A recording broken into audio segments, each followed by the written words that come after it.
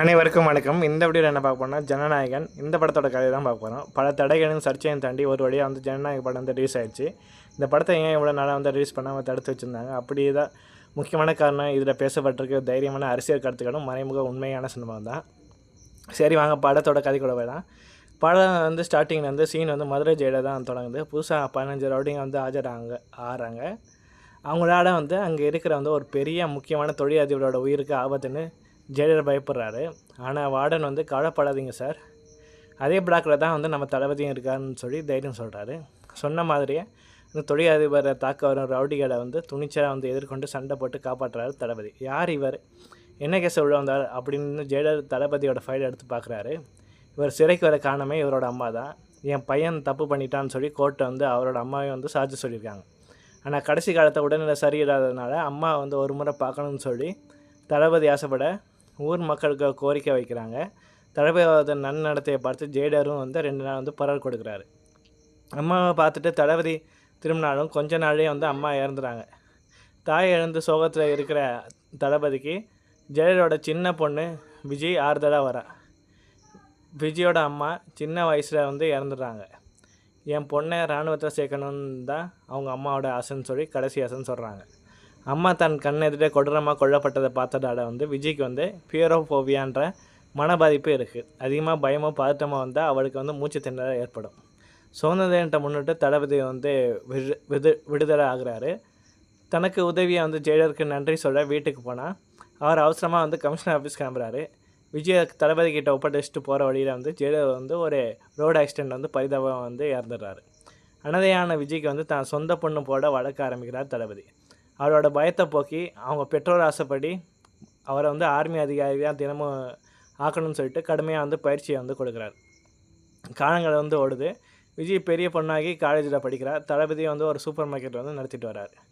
ஒரு நாள் விஜய்கிட்ட வந்து ஒரு போலீஸ்காரை வந்து தவறாக நடந்துக்க முயற்சி செய்ய தளபதி நடுவில் புகுந்து என் பேரை உன் டிபார்ட்மெண்ட்டை கேட்டுப்பாருன்னு மாசாக சொல்கிறாரு.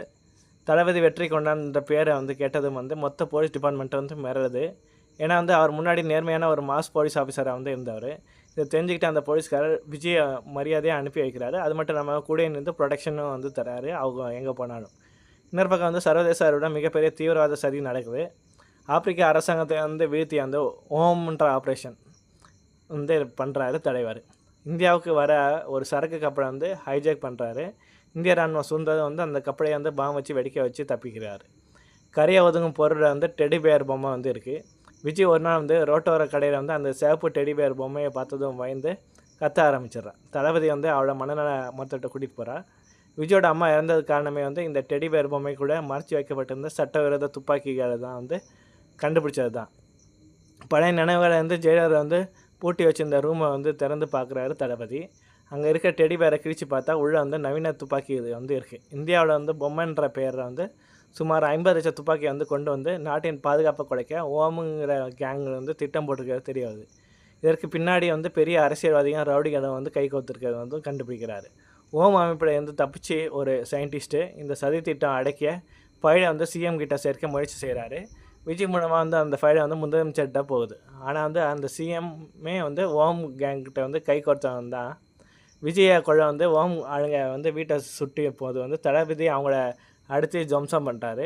இப்போ தளபதி கதை வந்து எல்லா ரவுடிக்கும் வந்து தெரிய வருது.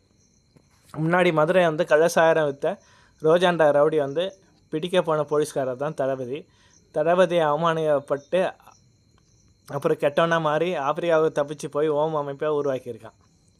ஓமோட திட்டம் என்னென்னா வந்து நாட்டை ஜாதி மத கலவரை தூண்டி பொம்மை கூட இருக்கும் துப்பாக்கி மூலமாக வந்து மக்களை சண்டை போட வச்சு சிவில் வாரை உருவாக்கி ஆட்சியை கைப்பற்றது தான். ஓம்கம் தலைமை செயலகத்தை கைப்பற்றி சிஎம்ஐ கடத்தினதான் நாடகமாகி மத கலவரத்தை வந்து தூண்டி விடுறாங்க. ஆனால் வந்து தளபதிக்கு வந்து இதெல்லாம் வந்து முன்னாடி வந்து தெரிய வருது. ஏன்னா வந்து அதெல்லாம் வச்சு போலீஸ்காரங்க வந்து சாதாரண மக்களை வந்து உடைய மாற்றி எல்லா கோயிலும் வந்து நிப்பாட்டிடுறாரு. அதாவது இந்து கோயிலை வந்து எரிக்க வரும்போது முஸ்லீம் மாதிரி வேடம் போட்டு வந்து நிற்க வச்சுறாரு. முஸ்லீம் கோயிலை இது பண்ணும்போது அங்கே ஹிந்து மாதிரி வேடம் போட்டு வந்து நிற்க வச்சுறாரு. இதனால் இந்து முஸ்லீம் மக்கள் வந்து ஒருத்தர் ஆதரவாக நிற்கிற மாதிரி வந்து நமக்கு வந்து காட்டுறாங்க. அந்த மத கலவரம் வந்து சாதுரியமாக வந்து தடுத்து நிறுத்துறாங்க. இந்த பக்கம் விஜயும் அவங்க பொண்ணு வந்து நம்ம ஓம் கேங்கோட லீடரை வந்து அடிக்கிறதுக்காண்டி வந்து அவங்க இடத்துக்கே வந்து போகிறாங்க. அங்கே சில ரோபோட்லாம் வந்து இருக்குது. அதெல்லாம் என்ன பண்ணுறாங்கன்னா வந்து அந்த ரோபோட்டை வந்து தங்களுக்குள்ளேயே அடிச்சுக்கிற மாதிரி வந்து ஒரு ரீப்ரோக்ராம் பண்ணுறாரு நம்ம மதன் கௌரி. அதை ரீப்ரோக்ராம் பண்ணனே வந்து அந்த ரோபோட்டுங்க வந்து தன்னங்கானே வந்து அடிச்சுதுங்க. இதெல்லாம் அடித்ததுக்கப்புறம் கடைசியாக வந்து வில்லன் கூட வந்து நேருக்கு நேர் வந்து சண்டை போட்டு துவம்சம் பண்ணுறாரு நம்ம ஹீரோ. அந்த ஓம் ரோபோக்களையும் அந்த தலைவனையும் வந்து தளபதி வந்து வதம் செய்கிறாரு. விஜய் வந்து தான் பயத்தை வென்று வீரமான பொண்ணை வந்து உருவெடுக்கிறாங்க. இந்த படம் சாதாரண கலை வந்து கிடையாது. சமுதாயத்தில் நடக்கிற வந்து பல நிஜ சம்பவங்களை வந்து சுட்டி காட்டுது. அது கள்ளசாராய மரணங்கள், கள்ளக்குறிச்சி நடந்தது, துப்பாக்கி சூட்டு தூத்துக்குடி ஸ்டெர்லைட்டு நடந்தது, இந்த பெண்களுக்கான பாதுகாப்பு, அதாவது சமுதாயத்தில் வந்து பெண்களுக்கு எதிராக நடக்கிற அநீதிகள், அப்புறம் வந்து நாட்டோட நலனுக்காக வந்து ஒரு நல்ல தலைவனை வந்து சரியாக தேர்ந்தெடுக்க வந்து ஓட்டு போடணும். இப்படி பல தைரியமான கருத்துக்களை வந்து பேசியிருக்கனால தான் வந்து இந்த படத்துக்கு சென்சார் சான்றிதழ் கொடுக்காமல் வந்து இவ்வளோ நாளாக தடுத்து வச்சுருந்தாங்க.